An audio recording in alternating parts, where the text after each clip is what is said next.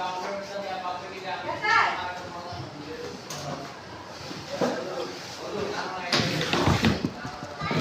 কাটবো আজকে, মিষ্টি কুমড়া ভাজি করবো। আমার মেয়ে আজ 2 দিন ধরে মিষ্টি কুমড়া কুচায় ইচ্ছা মতো করছে। আজকে আর সাইজ একই রকম হবে না, একটা এক এক রকম হয়ে গেছে সাইজ।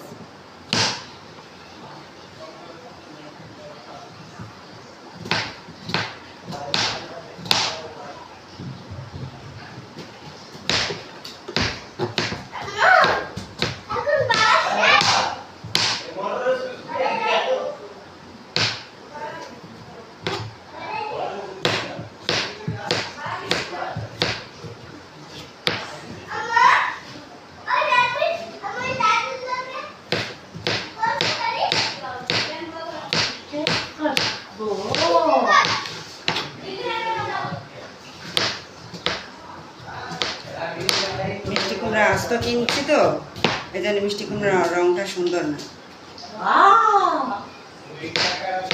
বেশি সাদা হয়ে গেছে, রং